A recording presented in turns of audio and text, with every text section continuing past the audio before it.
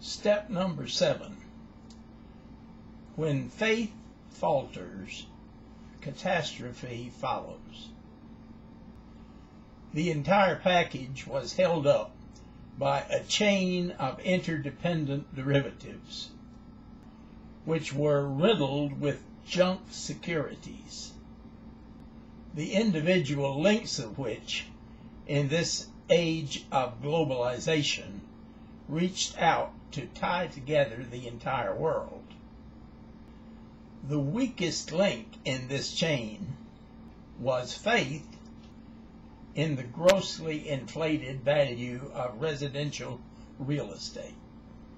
When this link failed, when a shadow of doubt began to spread, as Senator Dorgan had predicted, the whole thing came down with a sickening thud.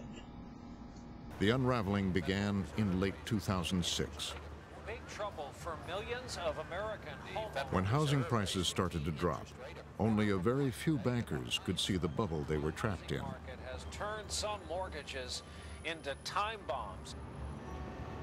By 2007, 2008, all the smart money knew the game had ended, and all the banks tried to effectively repackage what they were stuck with as quickly as possible and get it off their books. But there was a second parallel movement which was going on, which was all about how can we take advantage of it. The Dow Jones average seemed in free fall, ending the day down. One of the Wall Street banks that took advantage of a declining market was Goldman Sachs. According to a congressional investigation, the bank created a series of CDOs containing toxic subprime and then sold them to customers. We at Goldman Sachs distinguish ourselves by our ability to get things done on behalf of our clients, while Goldman Sachs, using credit default swaps, bet against them. They bet against their own clients, so when their clients lost money, Goldman was making money. Goldman has a little slogan that the clients come first. No, they didn't. Not in these transactions. Goldman came first, second, and third. They were really, I think, the only major bank which made money when the housing bubble burst.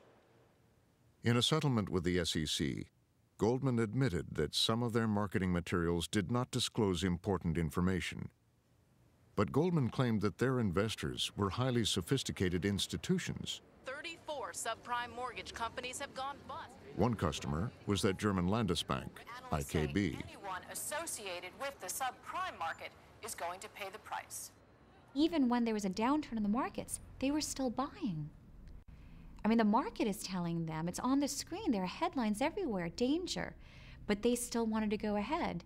Did you feel there was an obligation on your part to tell them that, look, wake up, the markets are going down, maybe you should stop buying this crap?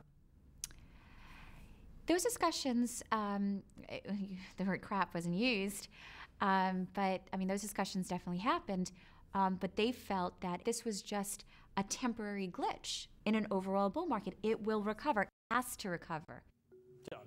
In July 2007, the German bank, IKB, stuffed with subprime, was the first bank to fail.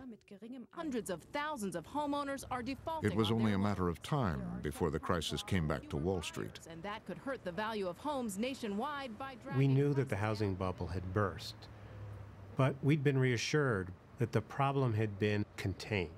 But by the beginning of 2008, it was becoming clear that this was a much, much bigger problem than anybody anticipated. There was a broad misperception of the risk in housing prices, the widespread view that we could have a regional decline in housing prices, but never a national decline in housing prices, proved to be horribly wrong. Last week was a difficult time in the mortgage business. There was talk about problems in funds that were investing in a lot of leverage. This was the most actively traded stock by far. Just a few minutes. In New York, banks were trying to unload what they could. But there was confusion. At Citigroup, they were running in circles. One of the incredible things about Citigroup, we now know, was although it was tossing these risks off its balance sheet, those risks came right back, almost like a boomerang.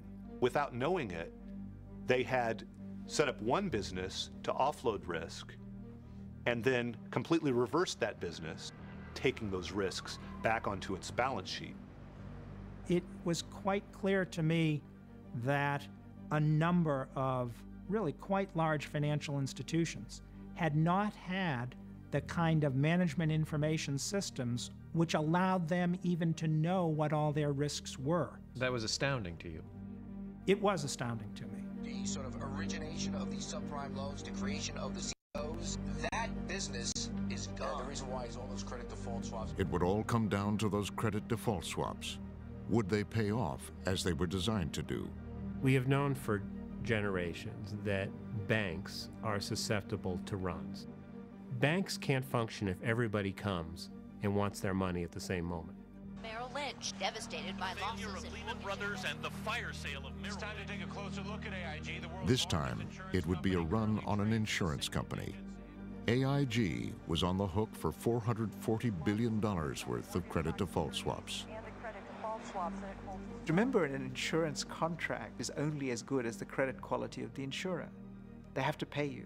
And if they can't pay you, for whatever reason, then this whole process of risk transfer breaks down.